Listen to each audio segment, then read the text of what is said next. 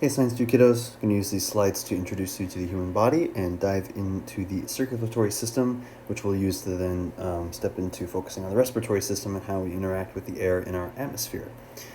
Biology, we break the body down into different parts, and you're probably familiar with this, right? The smallest functional unit is the cell. A collection of cells makes tissues, tissues make organs, organs make organ systems, and organ systems create an organism. We're going to focus mostly on the organ system level and the key parts of the two systems that we're going to talk about. There are a variety of organ systems in the body, and one of the electives we offer here at Stevenson is Human Anatomy and Physiology, so if you find this interesting, you should definitely sign up for that course next year. We're going to focus specifically on what provides us with our breathing mechanism, the respiratory system, but in order to understand how the oxygen we obtain from that moves around our body, we first need to talk about the circulatory system, which helps with transport. So a popular image of the heart is not anything like what the heart actually looks like. And as far as I know, there's no concrete evidence of where this symbol came from. Here's a silver coin from Cyrene depicting the seed of a silphium plant, which was associated with like love and the heart, and maybe that's where that came from.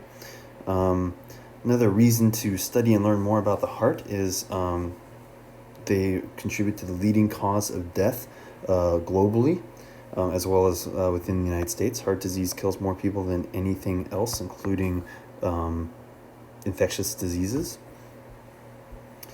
So, let's learn about the circulatory system. It's 4 basic functions that you need to be familiar with, right? Key one is delivery. There's nutrients, sugars, fats, nucleic acids, that kind of thing, and dissolved oxygen. So that's O2 in dissolved form is delivered to cells all over the body. But those aren't the only things that move through your blood. Hormones released in your blood by glands. Wastes collect in the blood. That needs to be filtered out by the kidneys. That's what urine is. Urine is waste removed from your circulatory system, your blood. Carbon dioxide is the byproduct of cellular respiration, the process you perform to stay alive. And obviously repair. There's a variety of defense cells. There's platelets that help patch up any internal or external bleeding. So those are kind of the 4 key functions. This is like your home base.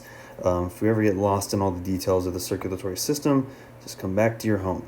It's all about transport, delivery, removal of waste, and repair. The circulatory system, as complicated as it looks, really just gets broken down into 3 parts. You've got the actual pump, the heart, which is pushing things around, right? Blood cells cannot move on their own. They have to be moved using this organ, put under pressure. You've got all the tubing that the blood moves through, called the vascular system. So anytime you hear that word vascular, I want you to think tubing or blood vessels. And then the liquid itself, the blood, which is actually just a watery, salty, sugary liquid with cells floating in it. It's kind of like Gatorade almost, with a bunch of cells in it moving around your body. So let's take a look at the heart very quickly. Very complex organ. It's completely hollow. It's about the size of a closed fist. If you close your fist right now, that's about the size of your heart.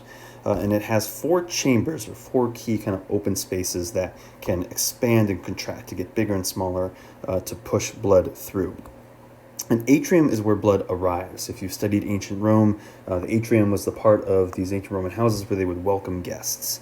So think of atrium as in. Blood comes in or arrives in an atrium. You've got a right atrium and a left atrium, and I'm hoping you notice automatically that in this heart diagram, right and left are switched. That's because this is sort of a mirror image. You have to imagine that you took your heart out of your chest, flipped it around, and stuck it on the slide. That's the best way to think about it. I know it's a little confusing, but that's just how diagrams of the heart are drawn. So atria you've got 2 atria is where blood comes in. Ventricles is then where blood is pumped out from, right? You've got your right ventricle and left ventricle. So again, blood is arriving into the heart, into an atrium, and leaves through a ventricle.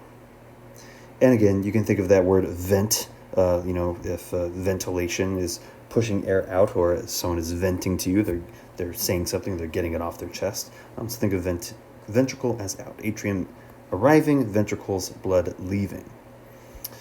Okay, so let's talk about the tubing. There's 3 categories, to put it simply, right? These are the tubes that go all throughout our body. You have arteries, which are kind of like the highways, veins, bringing blood back, and capillaries, which are very, very, very small. So the key thing about arteries is that they lead away from the heart. They take blood that is freshly pumped from the heart outwards to other locations. Okay, again, that's why I refer to these as highways. There's no nutrient exchange occurring in arteries. Blood's moving very fast, very high pressure. This is why severing an artery will often lead to death by blood loss very quickly, because a lot of blood goes through these very, very fast. Veins are the opposite, right? They are leading back towards the heart. So veins are what bring blood back to your heart. So arteries are the tubes that blood flows out of the heart through, and veins are tubes that blood flows back to the heart through. Capillaries are the in-between, right? They surround all of your organs and tissues. Your skin is full of capillaries, everything is. And these are the tiny, tiny little molecules. They're so thin that cells have to go through single file. That's where the exchanges occur. That's where diffusion of nutrients, gases, wastes, all that stuff I mentioned earlier, that's how it's able to be passed from your body tissues and body cells into the blood cells as they pass by.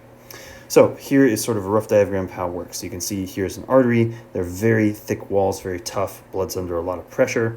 Here are the capillaries surrounding an organ, right? So this would be some kind of organ. It could be your lungs. It could be your stomach. It could be the muscle in your big toe. But that's where blood gets up close and personal with the cells in the tissues and exchanges nutrients, right? So they drop off oxygen and nutrients, and they pick up wastes and that kind of thing. And then blood moves back towards the heart through a vein. And notice the veins have these little kind of valves that prevent blood from moving backwards. And that's because blood usually doesn't have a whole lot of pressure. You actually require muscle contraction to help push it that way, which we'll review. Okay, so let's take a look at circulation. It follows a sort of figure 8 pattern, if you can see that here in this diagram. There's basically two circuits or two loops that are done. The pulmonary circuit. Anytime you hear pulmonary, I want you to think lungs. Pulmonary refers to the lungs. So pulmonary circuit is this upper one right here. It's where blood flows from the heart to the lungs and back to the heart. The systemic circuit is where blood goes to the rest of the body. So anytime you hear systemic, think other body systems. Here's the systemic circuit going to all parts of the body and then back to the heart. Those are the two loops. That's a sort of figure 8 pattern. So blood is pumped from the heart to the lungs and back, and then it's pumped again to all parts of the body, including heart muscle and lung tissue, and then back again. Basically, to keep it simple, pulmonary circuit is all about dropping off carbon dioxide waste and picking up oxygen, right? Which makes sense, right? So carbon dioxide is shed from the blood here, and oxygen is picked up. The exact opposite happens in the body tissues. The blood delivers oxygen to body tissues and removes carbon dioxide. So there's really only going to be 4 arteries and veins that I think you need to really be familiar with the names of. They're the 4 major ones, okay? The pulmonary artery is what brings blood to the lungs. Again, think pulmonary, meaning lungs, artery, meaning it's going away from the heart, right? So the pulmonary artery is the tube that goes, and it's pictured right here. It splits immediately to the right and left, and that's because it's going to the right and left lungs. Pulmonary vein, again, pulmonary meaning lungs, vein meaning coming back. That's what brings the blood. So again, once again, you can see there's one on the left side and one on the right side of the heart. That is the tubes that are bringing blood, now oxygen rich because it was visiting the lungs, back to the heart. The aorta is the major artery that leads to all parts of the body. You can see it right here, and it splits immediately into multiple different parts that go both up and down to the upper part and lower part of the body. So that's taking blood from the heart to the body itself. Again, think aorta artery. I think that's the key way of remembering that. And then the vena cava is, again, the exact opposite. Think vena, vein. You can see it here, blood coming back from the lower body and blood coming back from the upper body. That is a tube carrying blood back to the heart from all parts of the body. Now, obviously, circulation is a little more complicated than that, but we're going to keep it simple and just focus on that, on those 4. So here's a nice little summary diagram. You're going to draw something similar to this soon. But as usual, you can see our pulmonary circuit taking blood to the lungs and back through the pulmonary artery going out, pulmonary vein coming back. Notice pulmonary, pulmonary, pulmonary for lungs. You can see the gas exchange happening up here too, carbon dioxide out, oxygen in. And then blood's pumped again to the body tissues and back. That's called the systemic circuit. Again, the aorta is the major artery that carries it out, and the vena cava is the main vein that brings it back. And the opposite gas exchange occurs here. I'm not sure why that animation, but again, oxygen is delivered to all body tissues and carbon dioxide is removed from them. Usually colors used, that's why you see the red for oxygen-rich blood and blue for oxygen-poor blood. Okay, blood is actually pretty fascinating too. As I said, it's just a liquid with a bunch of cells. We call the liquid plasma. You can donate this if you want. What they do is they just put your blood through a centrifuge to get rid of the cells and collect the liquid. It's, again, kind of a salty liquid. The red blood cells themselves, these are the ones that are actually doing all the carrying. They contain a big protein called hemoglobin, which we'll talk about in a minute. They have no nucleus, so one red blood cell cannot make more red blood cells. Red blood cells are made in your bones. Your bone marrow is what makes your blood. White blood cells are your soldiers. They're the defense cells, identify and consume viruses and other pathogens. And then platelets are basically cell fragments, nothing that's alive. It's sort of debris almost, but that's what's used for clotting, so clogging up cuts and openings and things like that.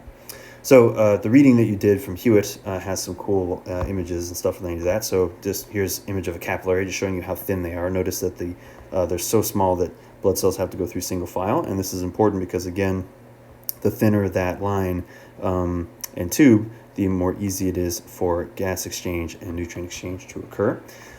Again, you lose a lot of blood pressure in the veins, so to get blood back to the heart, you have to get up and move, right? Muscle contractions would help push blood back to the heart through veins. This is why if you've ever sat on an airplane for a long time or anything like that, sometimes you'll notice things like your feet swelling because, again, you haven't been using your muscles enough to get all that blood back up into your heart and the rest of the circulatory system. So a little bit of moving around will fix that after a while. So here are platelets showing clotting. So again, you can just notice all these little, it's almost like a webbing that traps the cells. This is an image of a hemoglobin protein. So this is what is actually inside those red blood cells. There are millions of them, 300 million can be contained in a single red blood cell, all kind of compacted together. But this is the main protein that carries oxygen. It has 4 major components, right? Kind of looks like a 4-leaf clover almost. And the key metal in there is iron. Iron is what the oxygen attaches to. If you've ever tasted blood before, if you've ever been hit in the mouth or anything like that, blood has a very metallic, very irony taste because of that. There's a lot of iron in there in the hemoglobin.